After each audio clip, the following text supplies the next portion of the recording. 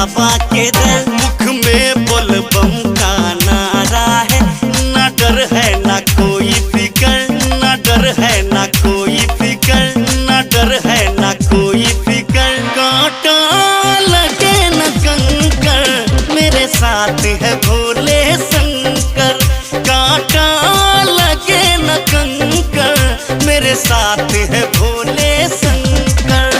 भोले के दीवाने आए हैं, जाना है बाबा के दर, जाना है बाबा के दर, जाना है बाबा के दर। मुख में बोल बम का नारा है, ना डर है ना कोई फिकर, ना डर है ना कोई फिकर, ना डर है ना कोई फिकर। कांटा लगे न कंकर, मेरे साथ है भोले शंकर।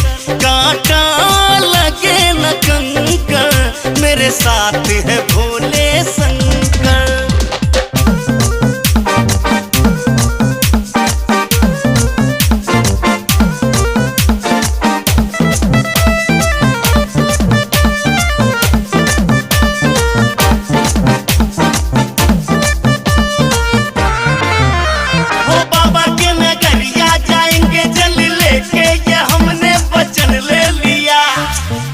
न गिरने का डर है न मरने का डर है, जो बोले तेरा नाम लिया, हाँ नाम लिया।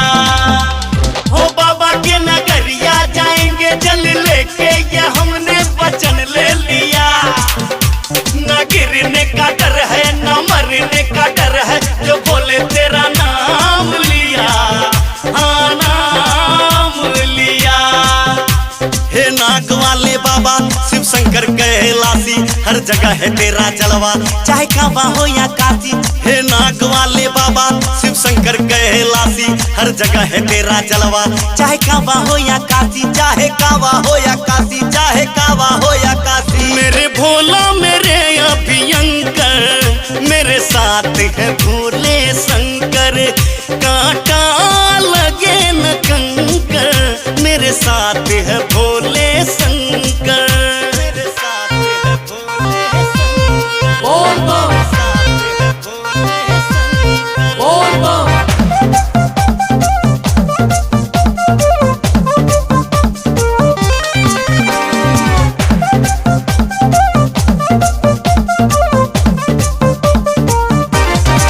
ओ पावन सावन का महीना, भोले बाबा का दीवाना। पावन सावन का महीना, भोले बाबा का दीवाना। जल जैसे चढ़ाता उससे मिलता ठिकाना, जल जैसे चढ़ाता उससे मिलता ठिकाना, जल जैसे चढ़ाता उससे मिलता ठिकाना। शिव शंकर डमरू वाले तेरे माया यजब निराले, हे देवों के देव तू अपना बना ले। शिव शंकर डमरू वाले तेरे माया यजब निराले, हे देवों के देव तू अपना बना ले, तू अपना बना ले, तू अपना बना ले। तीनों लोक जिनके अंदर, मेरे नाथ है भोले शंकर।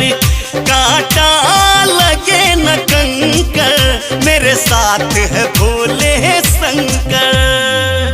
भोले के दीवाने आए हैं, जाना है बाबा के दर, जाना है बाबा के दर, जाना है बाबा के दर। मुख में बोल बम का नारा है, ना डर है ना कोई फिकर, ना डर है ना कोई फिकर, ना डर है ना कोई फिकर। कांटा लगे न कंकर, मेरे साथ है भोले शंकर। कांटा लगे न कंकर, मेरे साथ है भोले शंकर। भोले के दीवाने